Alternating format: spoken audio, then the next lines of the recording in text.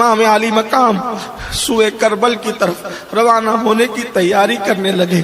हाय हाय, रसूलुल्लाह सल्लल्लाहु अलैहि वसल्लम खुद मैदान करबला में बनफ्से नफीस अपने नवासे का इम्तिहान देखने के लिए मौजूद है। अल्लाह अकबर। सैयदा फातिमतुज़ ज़हरा मैदान करबला में अपने शहजादे का इम्तिहान देखने के लिए मौजूद है। मौलाए कायनात अपने शहजादे का इम्तिहान देखने के लिए मौजूद है। अरवाह अंबिया मौजूद है। अल्लाह अकबर। गोया के करबला में आज हुसैनी मेला लगा हुआ है। कितने बड़े बड़े आए हैं, कितने अच्छे अच्छे आए हैं। शहादत होने वाली है इमाम अली मकाम की। अल्लाह अकबर। हजरत सैयदना बाबा फरीदुद्दीन गंज शकर रहमतुल्लाह अलैह अपने मलफूजात में फरमाते हैं कि आशूर की शब किसी खातून ने ख्वाब देखा कि एक मैदान है और एक पर्दा नशीन खातून उस मैदान से कंकर चुन रही है, कंकर उठा रही है और अपनी गोद में रख रही है। उस खातून ने पूछा, बीबी आप कौन हो और यहाँ क्या कर रही है? उस खातून ने कहा, मैं फातिमा बिनते मोहम्मद हूँ, मैं मोहम्मदुर रसूलुल्लाह की बेटी फातिमा हूँ और ये करबला का मैदान है, मैदान करबला है ये, और इसी जगह पर मेरा हुसैन कल गिरने वाला है, कल आशूरा का दिन है, मेरा बेटा यहीं गिरने वाला है, इसलिए मैं कंकर उठा रही हूँ। माँ हूं ना, ख्याल रहता है कि मेरा बेटा जब अपनी सवारी से जमीन पर आएगा तो मेरे बेटे को कंकर न चुभ जाए, मेरे बेटे को कंकर तकलीफ न पहुंचाए। अल्लाह अकबर। अल्लाह अल्लाह। मौला हुसैन की शहादत का वक्त करीब से करीब तर है। हुसैन पाक अपनी सवारी पर बैठने की तैयारी करते हैं। इमाम अली मकाम सोच रहे हैं, या अल्लाह आज तो पूरा खैमा खाली है, खैमा सूना सूना है। अल्लाह अकबर।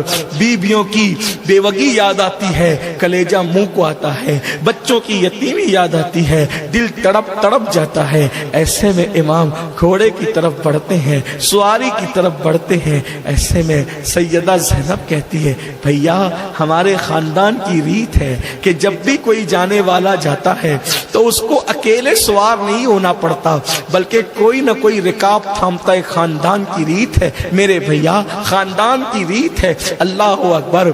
अल्लाह अल्लाह। आका अलैहिस्सलाम मेराज पर गए तो जिब्रील ने रिकाब थामी थी। आका अलैहिस्सलाम जाते थे, अली मुर्तजा रिकाब थामते थे, अली जाते थे, हसन हुसैन रिकाब थामते थे, हसन जाते थे तो हुसैन। आज हुसैन जा रहे हैं, कोई रिकाब थामने वाला नहीं। हाय बेकसी, वाए बेकसी।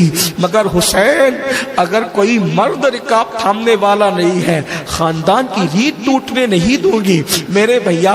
अभी ज़ैनब है, फातिमा के सीने का दूध पीने वाली बहादुर जुरतमंद ज़ैनब भी मौजूद है और भाई के लिए कहा कि रिकाब मैंने थामनी है, लेकिन आ तो सही, मैं भी तुझे शहादत का दूल्हा बनाऊं।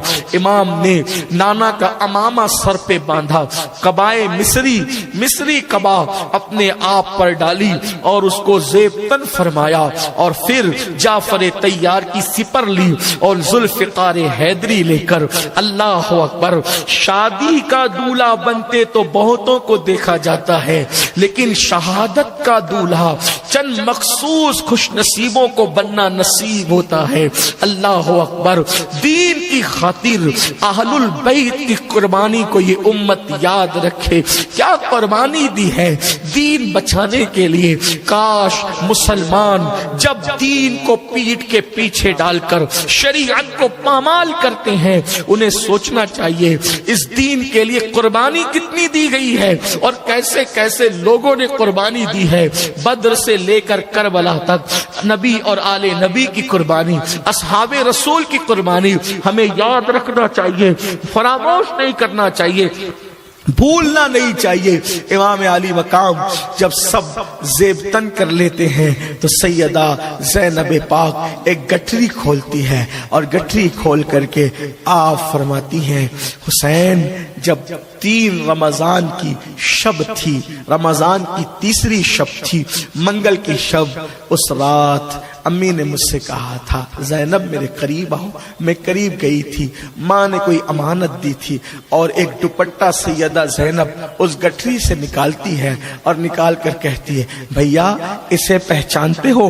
جیسے ہی دوپٹے پر نظر پڑی، وہ 17 پیوندوں والا دوپٹہ جیسے ہی نظر پڑی، ایسا لگا حسین ماضی کے جلووں میں گم ہو گئے۔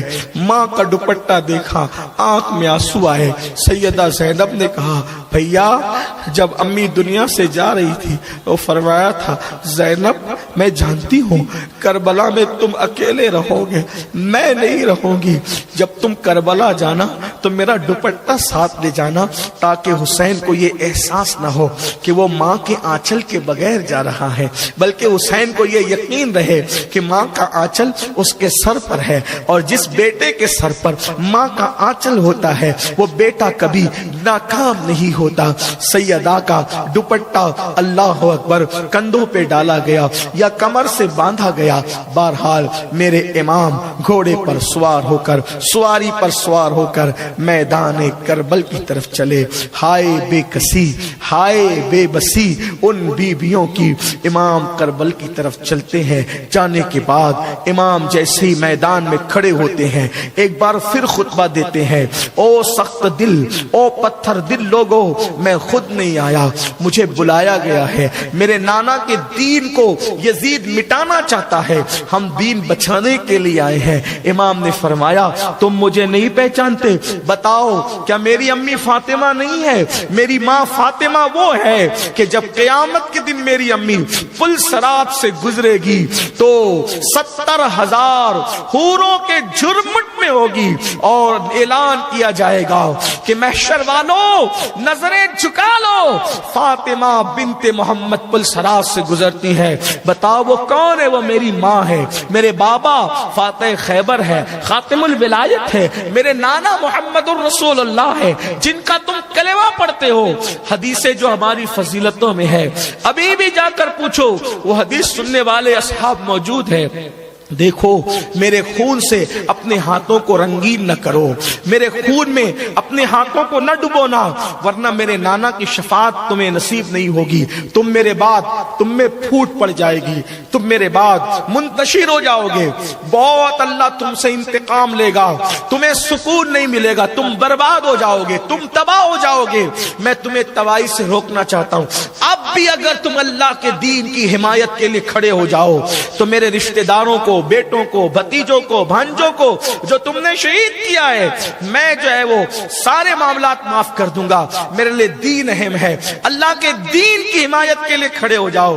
یہ سب سنتے کہہ رہے تھے تو لشکر کے بہت سارے لشکری رونے لگے۔ جب دیکھا کہ امام حسین کے خطبے کا اثر ہو رہا ہے تو شمر نے کہا حسین خطاب کا وقت نہیں، یا تو لڑو یا تو بیعت کرو۔ امام نے فرمایا واللہ میں کبھی اس فاسق و فاجر کے ہاتھ پر بیعت نہیں کر سکتا، اللہ کے دین کو خطرے میں نہیں ڈال سکتا جان بچانے کے لیے۔ اس کے بعد پھر امام نے فرمایا پھر لاؤ، اب اپنے میرے مقابلے میں جس کو لا سکتے ہو لاؤ۔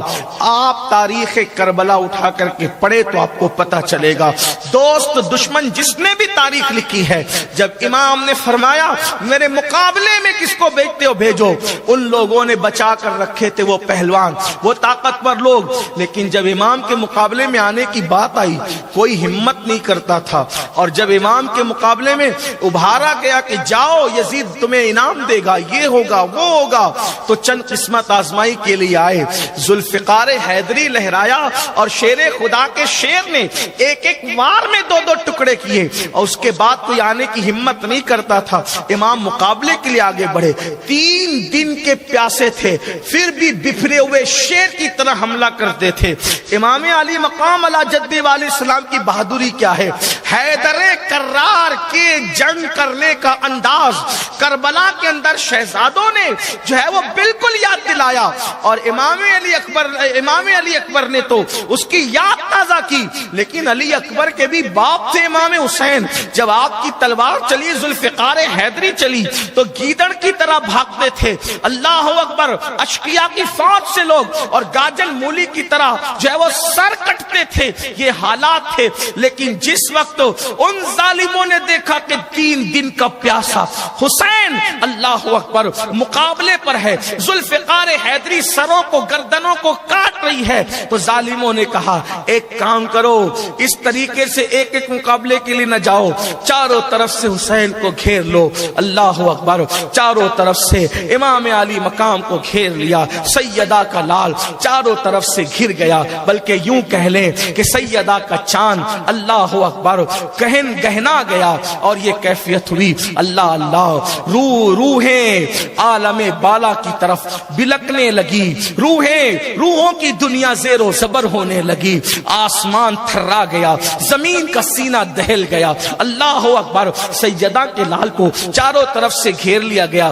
33 جو ہے وہ زخم تھے، 33 زخم تھے نیزوں کے، 34 گھاؤں تھے تلواروں کے، اور تیروں کا حال تو یہ تھا کہ جسم کا کوئی ایسی جگہ ہو جو تیروں سے خالی ہو۔ اللہ اللہ، ہر طرف سے تیر ہی تیر تھے۔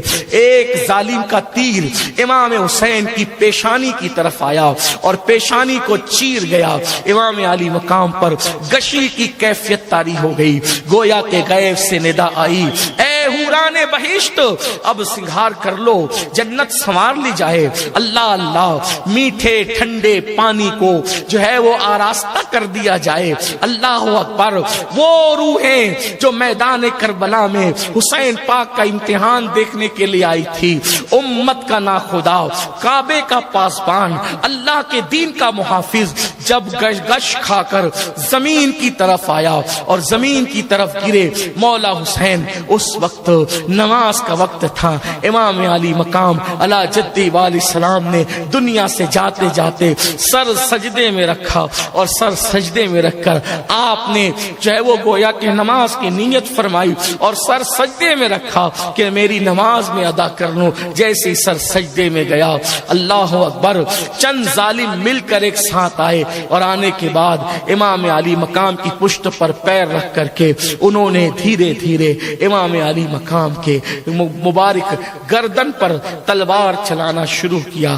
بالآخر امام عرش مقام، امام علی مقام علی جد والی السلام، راکب دوش پیمبر، جس کو حضور کندھوں پہ بٹھاتے تھے، جن کے لیے سجدے طویل کر لیتے تھے، جس کے لیے خطبہ چھوڑ کر منبر سے اتر گئے، آج اسی حسین کو زمین پر ڈال دیا گیا۔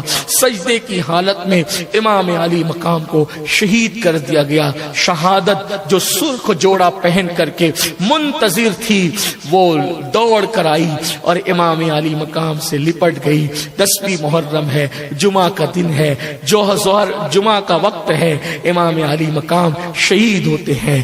انا للہ و انا الیہ راجعون۔ امام علی مقام کی شہادت ہو جاتی ہے، اور سیدہ کا لال جام شہادت نوش کر جاتا۔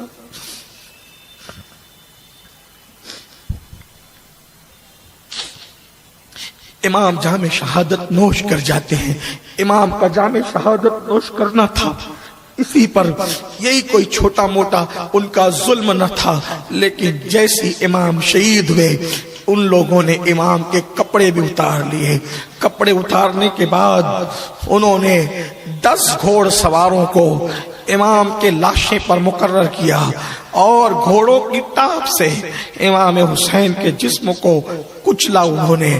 اور باقی یہ اتنا کرنے کے بعد حال یہ ہوا کہ مزید پھر جتنے شہداء تھے جن کی لاشیں خیموں میں پڑی تھی، انہوں نے خیمے کی طرف حملہ کیا، اور جب خیمے کی طرف حملہ کیا تو وہ لاشیں اٹھا کر کے انہوں نے گردنیں کاٹنی شروع کی۔ بیبیاں تڑپتی رہی، بیبیاں بلکتی رہی، آہو بکا کرتی رہی، کون فریاد سننے والا تھا؟ اس جنگلوں بیابان میں دور دور تک کوئی بستی تھی نہ کوئی غمگسار تھا. اللہ اکبر. نازوں کے پالوں کے سامنے گردنیں کٹ رہی تھی, لاشوں کو پامال کیا جا رہا تھا, لاشوں پہ گھوڑے دوڑ رہے تھے, خیمے کو آگ لگ گئی تھی, خیمے جلا دیے گئے تھے. سیدہ سکینہ پاک سے پوچھنے والے نے تم کون ہو؟ تو خیال کیا یتیموں پر تو کافر بھی رحم کرتے ہیں. کہا میں حسین کی یتیم بیٹی ہوں. اتنا سننا تھا کہ چہرے پہ تماچے مارے, سیدہ سکینہ کے منہ پہ تماچے مارے. ہائے ہائے, جو پھولوں کی سہج پر چلنے والی شہزادیاں تھی آج ان کے چہرے پہ تماچے پڑ رہے تھے. اللہ اکبر. زیورات چھینے, کان کی بالیاں بھی نہ رہنے دی, حتیٰ کہ دوپٹے تک چھین لیے. اللہ اکبر.